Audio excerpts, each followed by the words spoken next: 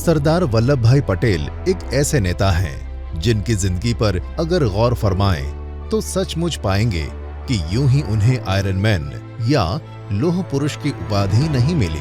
वो इस काबिल थे और पार्टीशन के मुश्किल समय में उन्होंने ये प्रूव करके दिखाया है। पेशे से वकील सरदार पटेल भारतीय राष्ट्रीय कांग्रेस के वरिष्ठ नेता थे।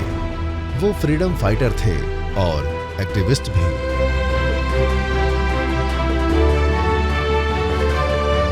उनका जन्म 31 अक्टूबर 1875 में गुजरात के नडियाद में एक समृद्ध परिवार में हुआ था।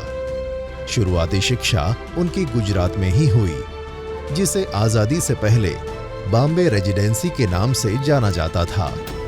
उन्होंने आजादी की लड़ाई को एक नई दिशा दी और भारतीय राजनीति के इतिहास में एक गौरवपूर्ण स्थान प्राप्त किया। सरदार पटेल एक वकील के रूप में बेहतरीन काम कर रहे थे, पर 1917 में गांधी जी के साथ जुड़ने पर उनके जीवन की दिशा ही बदल गई।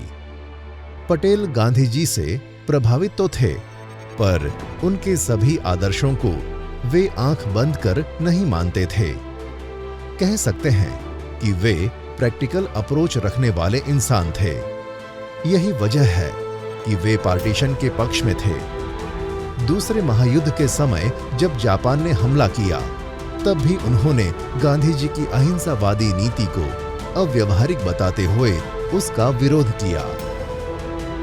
वे आधुनिक भारत के शिल्पकार थे। जिस उत्साह और निष्ठा के साथ उन्होंने मुश्किलों से जूझते हुए आजाद भारत को एक किया, इससे उनकी राजनीतिक समझ का अंदाजा लगाया जा सकता है।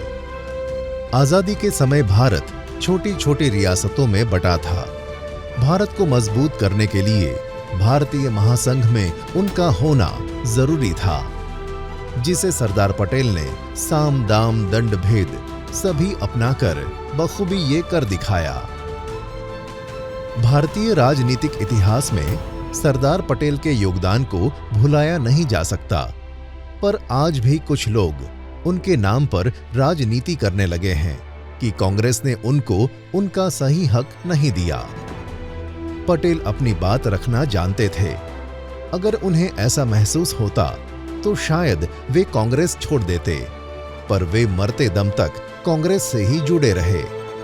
बेशक कुछ मुद्दों पर वे गांधी जी या नेहरू जी से सहमत नहीं थे, पर उनके प्रति उनका सम्मान कम नहीं था। क्या आपको नहीं लगता कि कुछ लोगों ने निजी स्वार्थ के कारण 1947 की तरह आज भी हम बटे हुए हैं? कभी हम धर्म पर बटे नजर आते हैं, तो कभी राजनीति पर, कभी भाषा पर बटे नजर आते हैं, तो कभी संस्कार पर। हम सबको एक करने के लिए समाज और देश को आज भी सरदार पटेल की जरूरत है। आपकी इस पर क्या राय है?